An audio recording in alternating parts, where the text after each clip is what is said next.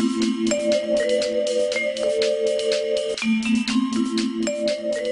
the Cisco House at the London Olympics, we've deployed a mobile rack which gives us the entire spectrum of security monitoring that mirrors what we do in our internal production network. So a lot of people have been asking the question of what is the Cisco House? Well, the Cisco House, it's a temporary building that Cisco are building that they're going to use on the Olympic Park. So CSIRT maintains a number of mobile monitoring racks that we use for these different events. Some of these events are monitoring only, where we'll coordinate with the team that's providing networking services. Other events we're actually providing the networking and the monitoring services all in one. So during sponsorship mode, that's when our partners will use the house and invite their top customers. Now this is where it's essential that we have some good security monitoring, as during that time our partners will bring in their customers and they will use our technologies. They'll be allowed to bring in their own devices, things like their iPhones, their Blackberries, etc., to connect onto our wireless network.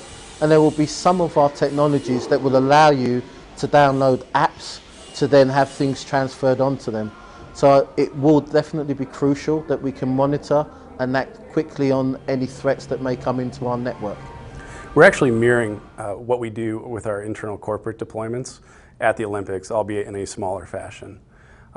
We have capabilities that we can test out in these mobile environments, and they oftentimes lead to production deployments of new tools. So there were 3 services that I engaged InfoSec for.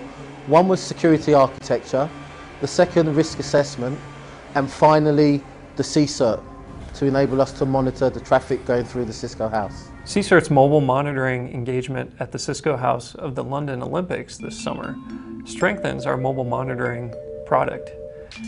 It helps to protect Cisco users and employees and the Cisco network, while at the same time showcasing a variety of different Cisco technologies. So it's been a very aggressive timeline, so it's been really crucial that the people that we brought into the team have been flexible.